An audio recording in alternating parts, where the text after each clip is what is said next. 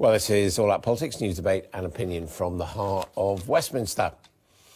And senior members of the government are meeting their counterparts in Labour again in cross-party talks this afternoon in an attempt to break the Brexit deadlock.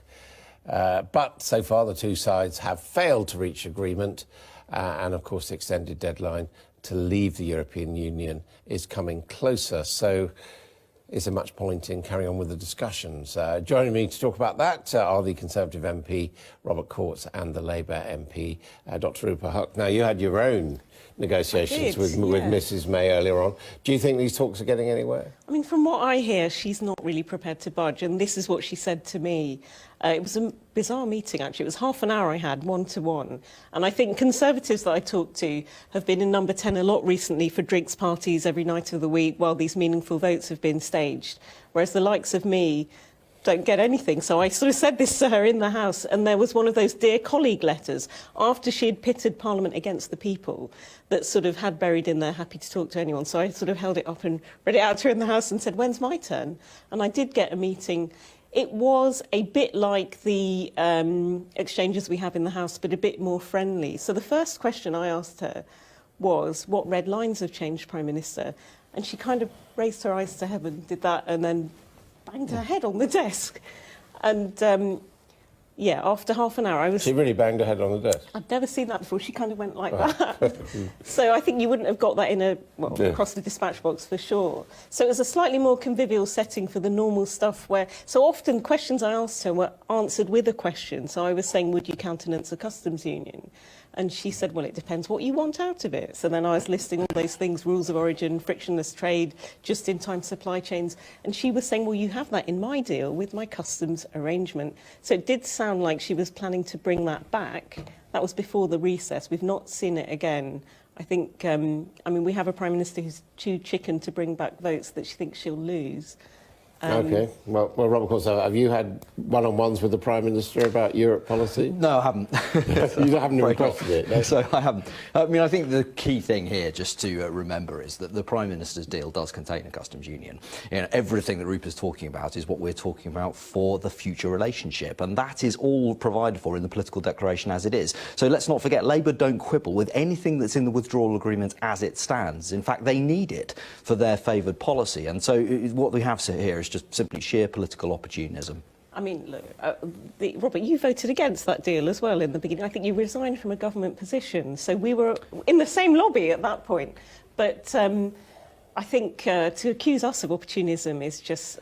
You see why I say that, don't you? That you have, you know, within, you say you want a customs union. I mean, the withdrawal agreement contains a customs union. But only for 2 years. Indeed. But the political declaration has the space for a permanent customs union after it. We've got to get on to that stage. We can't get to that stage until a withdrawal agreement is passed. And that's what Labour refused to do. Now, I've taken a pragmatic approach and I've agreed to support it because I think we need to move on to have that sensible, grown-up adult conversation about whether we're having a Canada deal, an EEA deal, a customs union, whatever it is. But until we can get there by passing a withdrawal agreement, we can't do it. The question was, what's coming out of these talks? In things like Relate, ACAS, people kind of set out their positions and meet in the middle, but she won't budge. So I think her idea of compromise is having people around. But what about that basic point, which she, to be fair, has made in the House of Commons and elsewhere, which is that actually, on the basis of Labour's manifesto in 2017, there's actually nothing objectionable about the withdrawal agreement itself. There's plenty that's in there, but also she's too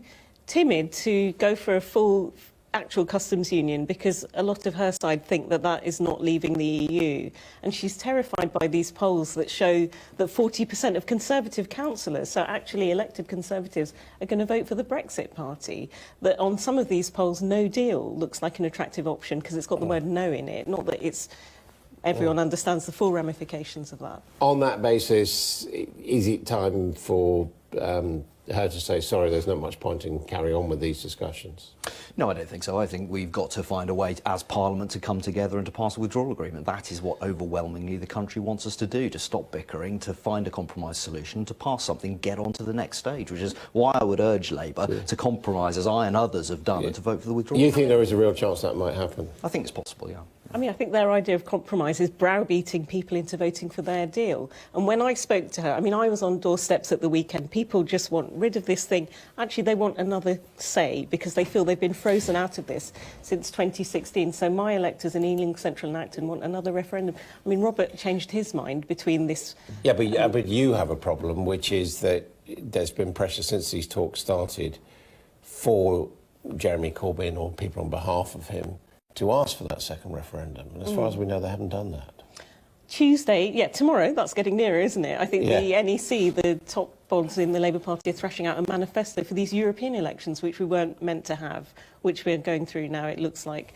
And I'm confident that that confirmatory referendum will be in there. Or do you think it's going to become Labour policy? Yeah, I mean, it was decided at conference. Hundreds of people were... Yeah, I know, but we know they're reluctant. I mean, Theresa May said to me in my meetings that she knocks on doors too, and people say to her that they want it over. But I don't think that should mean that we're browbeaten into an inferior deal that's worse than what we have now. We know every type of Brexit is worse than what we have now. I think 3 years on... But just supposing that they said, OK, we are asking you to support the withdrawal agreement subject to a confirmatory referendum, would you then be prepared to support the withdrawal deal? I would, and that's what I said to the Prime Minister, that in the spirit of compromise, you know, that is my compromise. I'll allow your deal to pass, subject to having this little ratificatory, confirmatory referendum on the end.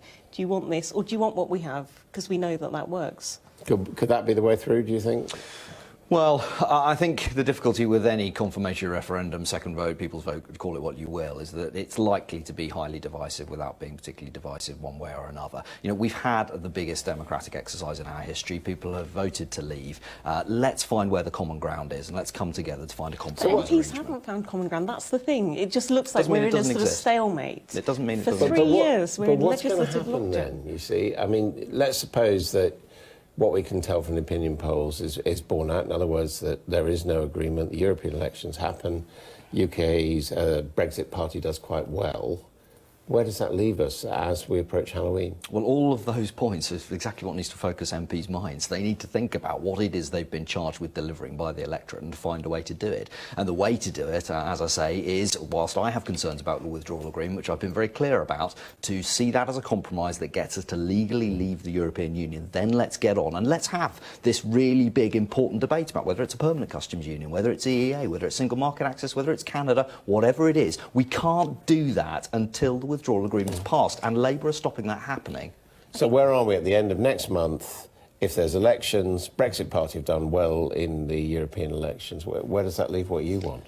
I mean, again, these elections have slightly confused people. So this door knocking at the weekend, people think that this is about, do we support Europe or not? And the Brexit Party, I guess, has got a clear name, and so people are swinging behind that. But these are only polls, not a single vote has been cast. And, you know, the last general election, we were 20% behind. We were meant to be wiped out as an electoral force. We ended up with 30 new MPs and 2% behind the Conservatives who now govern us. So I would wait for the actual results. All right, but still, if we have those elections, we've elected MEPs, and Halloween is a month closer, where does that leave the whole process? I mean, I think Theresa May could find a way out of this. We would happily back her deal. It would be a big climb down for me. It would be a big eating of words, because I always said in all my election leaflets, which I took to her, and she said, can I keep those? So they're in number 10 somewhere. But I always said I'll vote against any withdrawal agreement, any repeal of the 1972 Act. So it would be a bit of a climb down for me. But if it allows us to move on from this sort of paralysis and logjam that we're in, then so be it. OK, thank you both very much indeed.